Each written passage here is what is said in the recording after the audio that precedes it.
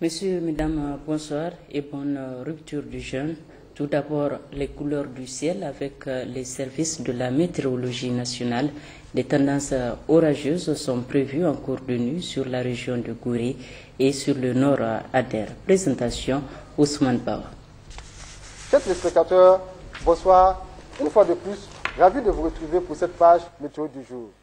Le temps reste dominé ces dernières 24 heures par le passage des systèmes pluvieux orageux organisés qui avaient abondamment précipité sur le pays.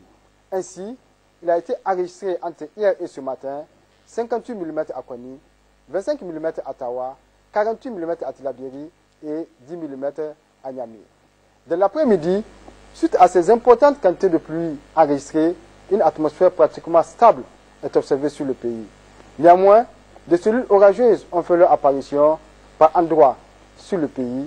Ainsi, à travers la photo satellite de 18 heures, on peut observer la formation d'une cellule orageuse sur le Manga, le centre Ader et une bonne couverture nuageuse sur le sud Aïe et sur les régions du fleuve. L'évolution de cette situation nous amène à prévoir en cours de nuit des tendances orageuses sur la région de Gouré et sur le nord Ader. Une bonne couverture nuageuse persistera sur les régions ouest du pays. Pour la matinée de demain, c'est un ciel nuageux qui sera observé sur le Damagaram et le sud de la région de Maradi et plus à l'ouest sur les régions du fleuve. Chers téléspectateurs, passons à présent aux heures de lever et coucher du soleil. Demain, le soleil apparaîtra à l'horizon à 5h44 à Bulma, 5h50 à Ngingimi, 5h53 à Difa, 5h56 à Ménosoroa, 6h02 à Gouré, 6h06 à Agadez, 6h07 à Zander, 6h09 à Magaria, 6h15 à Maradi, 6h21 à Tawa, 6h22 à Benokoni, 6h32 à Dosso, également 6h32 à Gaïa, 6h35 à Niamey et 6h37 à Tillabéri. Il disparaîtra sur ces mêmes localités précitées à 18h38 à Difa, 18h38 également à Ngingimi, 18h41 à Ménosoroa, 18h45 à Bilma, 18h49 à Gouré, 18h53 à Magaria, 18h54 à Zander, 19h01 à Maradi, 19h03 à Agadez, 19h09 à Benokoni, 19h10 à Tawa, 19h13 à Gaïa, 19h16 à Dosso, 19h21 à Niamey et 19h24 à Tillabéri. Chers téléspectateurs, c'est l'essentiel de cette page météo. Au revoir et bonne rupture de jeûne. Sur l'agenda officiel, le président de la République, Issoufou Mahamadou, a regagné Niamey ce jour 26 juillet 2014 de retour du Congo-Brazzaville où il a effectué une visite d'amitié et de travail et a participé au 3e forum Forbes Afrique sur la bancarisation. À son arrivée à l'aéroport Djouri Hamani, le chef de l'État a été accueilli par le Premier ministre chef du gouvernement avant d'être salué par les présidents des institutions, les membres du gouvernement et les représentants des corps constitués.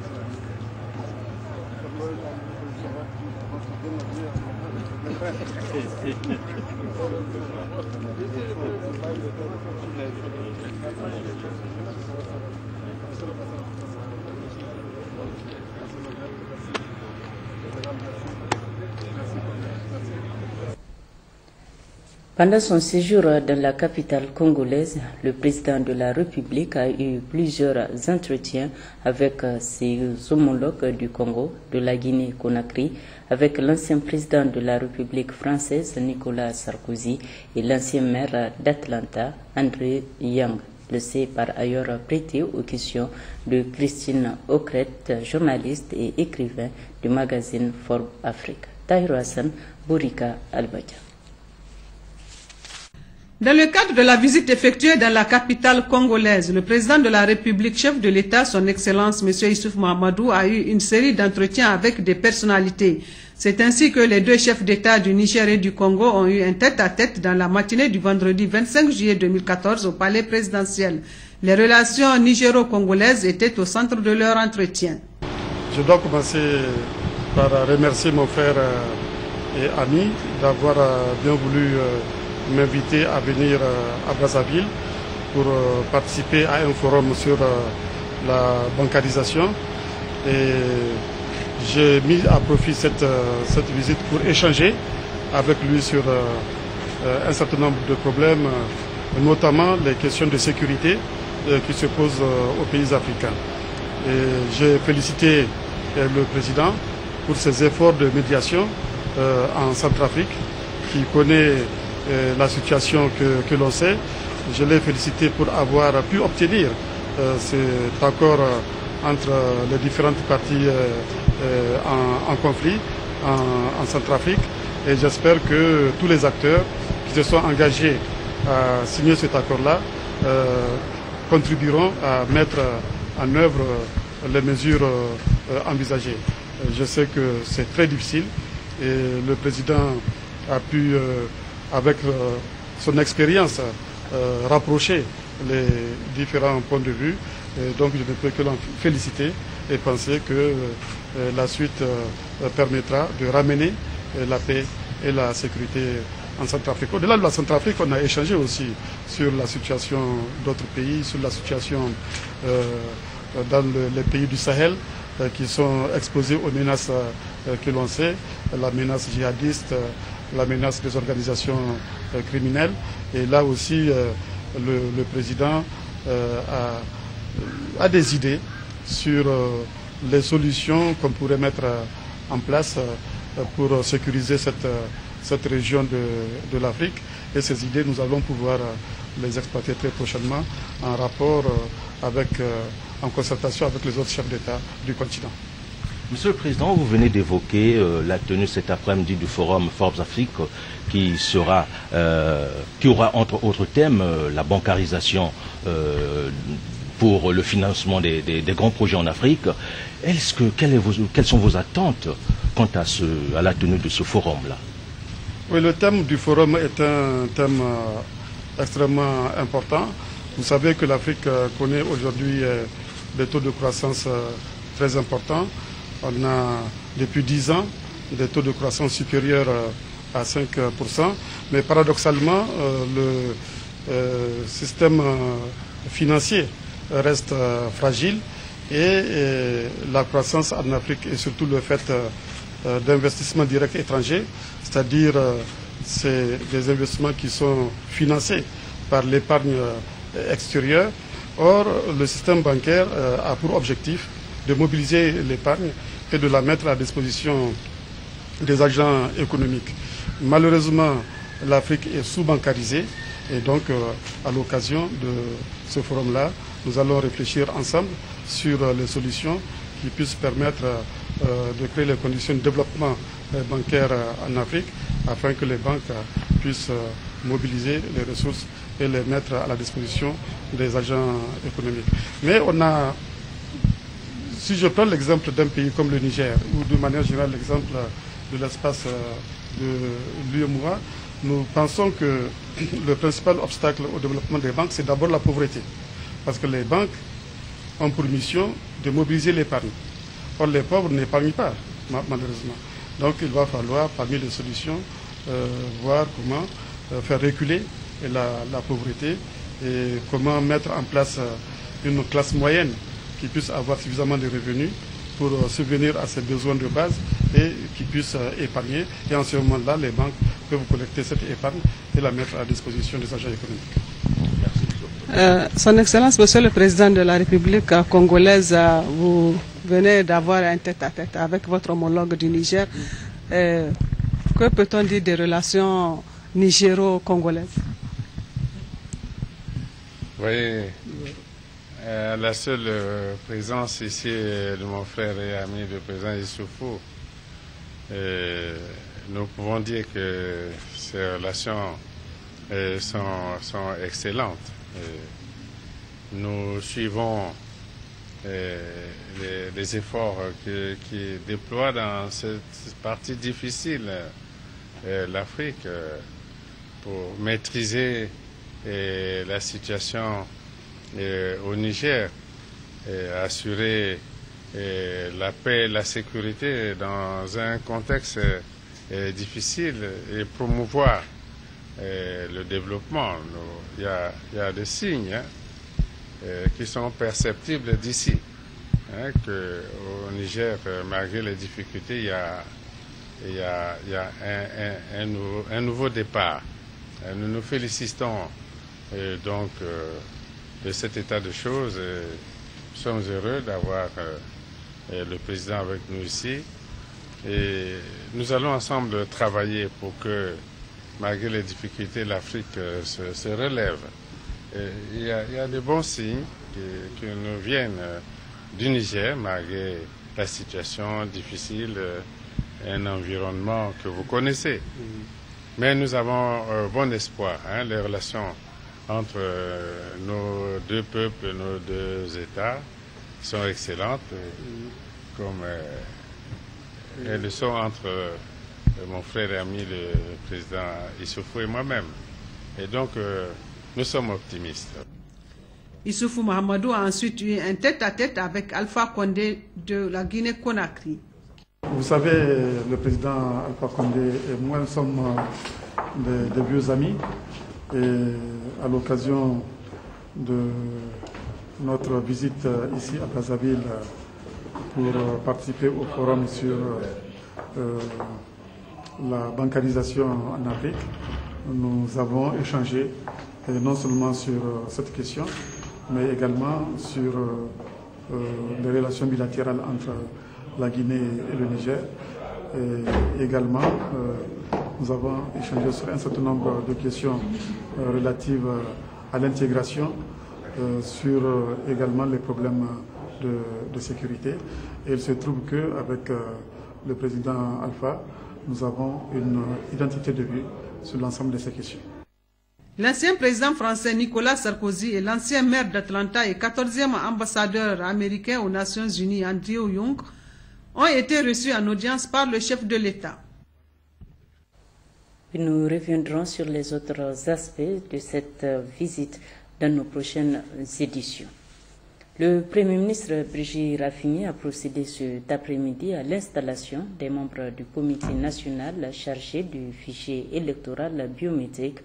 En présence des membres du gouvernement, Brigitte Raffini a rappelé la noble mission qui attend le comité et les moyens que le gouvernement entend déployer pour lui permettre d'accomplir sa mission. Le président de la République, le gouvernement et l'ensemble des institutions de la République vous font confiance au nom du peuple nigérien et vous devez mériter cette confiance. Pour permettre aux CFEP qui viennent de naître d'être pleinement opérationnels, le gouvernement prendra toutes les dispositions pour créer les conditions optimales vous permettant de remplir votre mission. En particulier, je voudrais souligner que la chaîne des acteurs impliqués dans la confection, dans l'élaboration du fichier biométrique sera pour se faire compléter dans un bref délai. Il s'agit du Conseil national du fichier biométrique et du recrutement du secrétaire général permanent de la CENI, ainsi que de son adjoint, de ses adjoints. Et ceci dans les tout prochains jours, Inch'Allah. Ainsi, nous aurons notre chaîne complète pour vous permettre effectivement, dans les délais tels que cela a été rappelé tout à l'heure, dans les délais requis, pour que nous puissions disposer de ce fichier combien important pour notre pays. Je voudrais vous rappeler également que la loi a voulu que, avant de prendre votre fonction, il est requis que vous prêtiez serment devant la Cour constitutionnelle sur le livre saint de votre confession. Là, il s'agit des membres du bureau.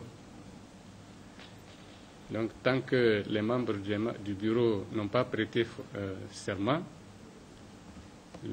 certainement que vous ne pourriez pas être autorisé à exercer. Mais je pense que nous allons, sous cette réserve, vous déclarer installé à partir d'aujourd'hui, puisque toutes les conditions sont réunies pour vous permettre de commencer votre travail.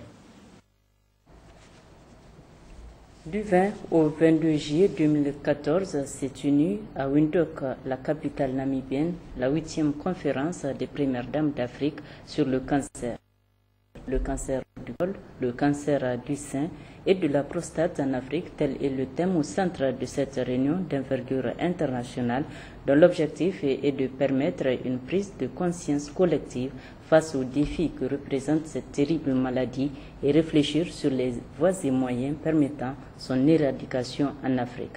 Nous y reviendrons dans nos prochaines éditions. Le ministre délégué au budget a présidé ce matin à Niamey l'ouverture d'un séminaire d'échange et de formation sur les opportunités offertes par le marché financier régional de l'IMOA, Union monétaire ouest-africaine. Un séminaire à l'intention des secrétaires généraux des ministères, le compte-rendu de Jocelyne Amoussou et à côté Oglas. Le Niger n'exploite pas assez toutes les opportunités qu'offre le marché financier de l'Union monétaire ouest-africaine pour satisfaire les besoins de son économie, selon le président du Conseil régional de l'épargne publique et des marchés financiers de l'UMOA. Et rien de mieux que l'implication des secrétaires généraux, décideurs stratégiques de l'administration pour réussir le pari. Le marché financier de l'UMOA est aujourd'hui un instrument incontournable dans le financement à moyen et à long terme des économies de l'Union. En fait, il a permis de mobiliser en 16 ans plus de 3 500 milliards de francs CFA au profit des États, des institutions régionales et internationales ainsi que des sociétés privées. Une aubaine que le Niger compte bien saisir au vu de ses nombreux projets de développement. Ce séminaire de haut niveau sur les opportunités du marché régional de l'IMOA se tient dans un contexte particulier pour nos pays. En effet, l'aide publique au développement, à l'exception de l'aide humanitaire et de l'assistance directe aux populations, se réduit d'année en année du fait des difficultés économiques que traversent les pays donataires, et ce malgré l'identification des projets de développement nécessitant la mobilisation d'importantes ressources financières. Le présent séminaire vous donnera l'occasion d'analyser les opportunités qu'offre le marché financier régional afin d'exploiter en élargissant les guichets de financement de nos besoins d'investissement.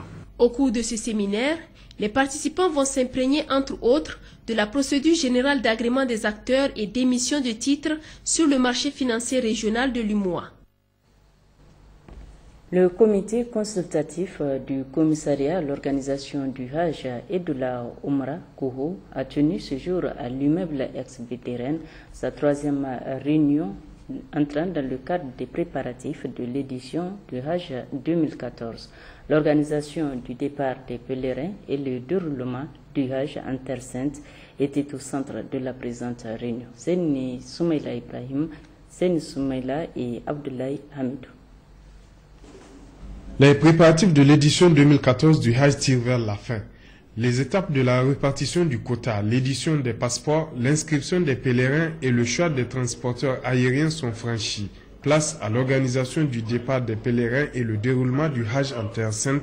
C'est à quoi s'attelle la 3e réunion du comité consultatif du COHO. Donc cette phase elle est importante et le comité exécutif a examiné l'ensemble des points de ce programme qui comporte un certain nombre d'éléments qui ont trait à la santé du pèlerin. On a examiné quelles sont les dispositions prises en ce qui concerne les vaccins, en ce qui concerne les carnets jaunes internationaux et en ce qui concerne le certificat d'aptitude au Hajj. Cette partie aussi concerne les centres de regroupement. Vous savez qu'avant d'aller à l'aéroport, les pèlerins sont regroupés dans un centre qui est le centre de l'Aïen. Il faut l'aménager. Puis c'est l'aménagement du terminal Hajj.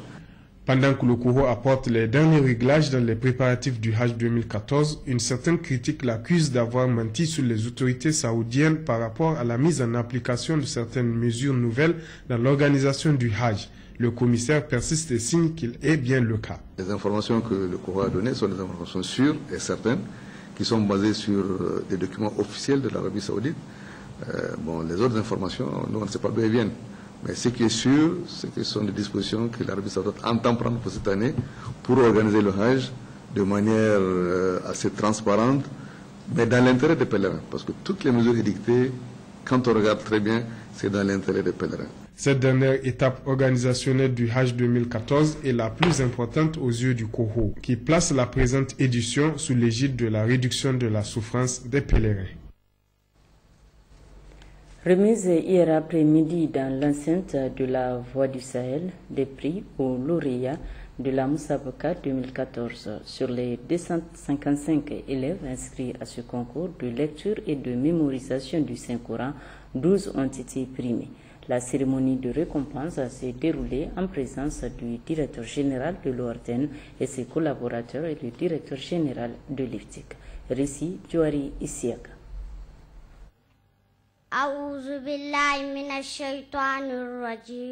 La lecture du Saint-Coran durant le mois de Ramadan est un acte méritoire et recommandé.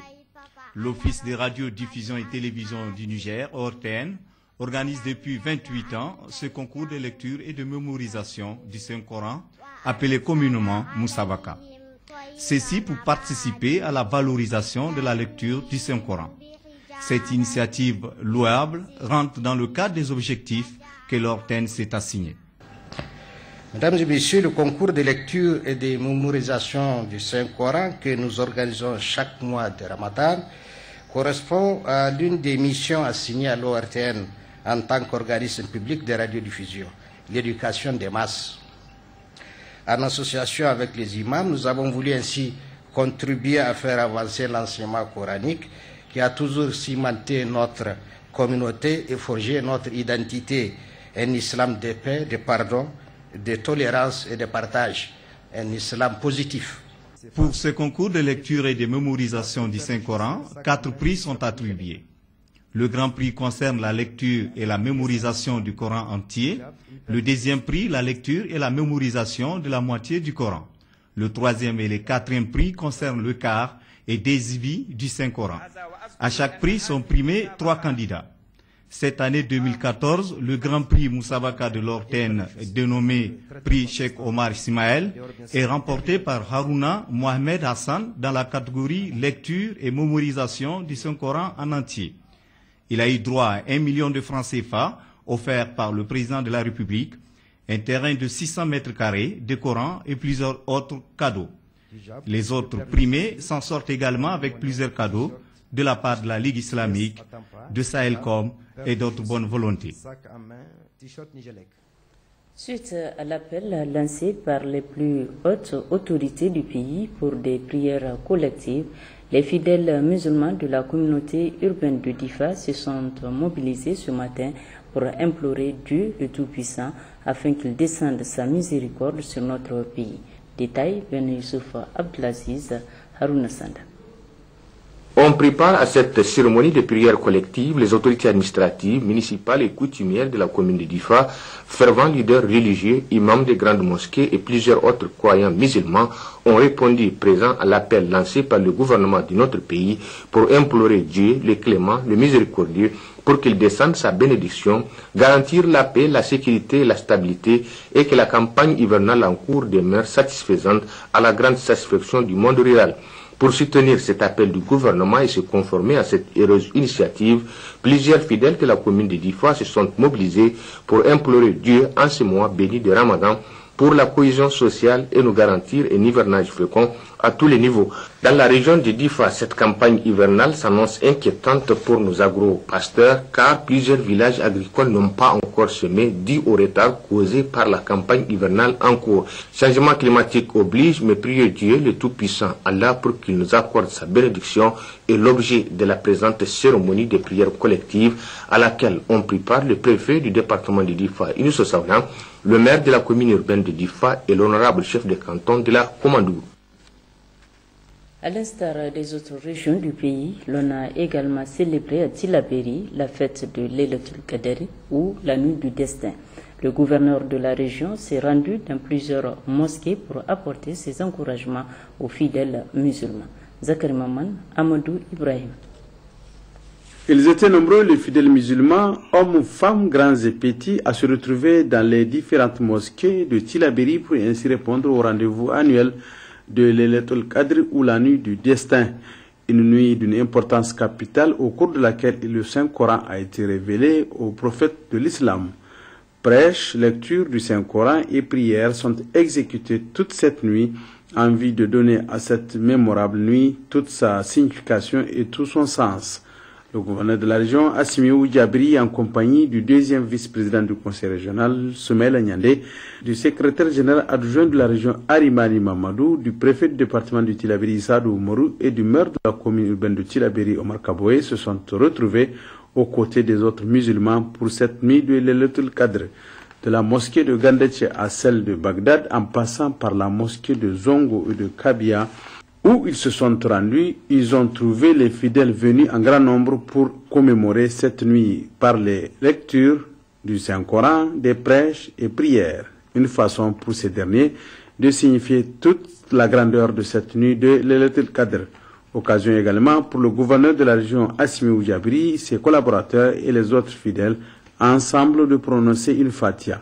Une fatia pour que Dieu, le Très-Haut, descende la paix sur notre pays, la prospérité et le bonheur pour son peuple. Le gouverneur de la région de Tillabéri, Assimi Diabiri, était hier à Sargan, dans la commune urbaine de Walam. Il est allé présenter les condoléances des plus hautes autorités du pays aux familles éplorées suite au chavirement d'une pirogue qui a fait plusieurs morts. Reportage Abdoulaye Soumana, Djibounou.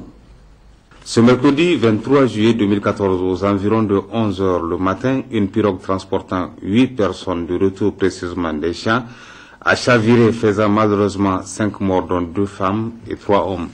Aussitôt informé, le gouverneur de la région de Tillabéri est allé exprimer toute sa compassion, ses condoléances et celles des autorités de la 7e République aux familles endeuillées. En visitant la mare de Sargan où a eu lieu le drame, Assimiou Diabri a eu toutes les informations sur cet accident fatal. Il s'est également rendu dans les familles des victimes et sur les tombes des disparus où une fatia a été dite pour le repos de leur âme. Assimiou Diabri a saisi l'occasion pour prodiguer des sages conseils aux populations dans l'utilisation de ces moyens de transport. Soyez prudents, évitez les surcharges, a-t-il dit. Par la suite, le gouverneur de la région de Tillabéri a fait don de 40 sacs de mil aux familles des victimes.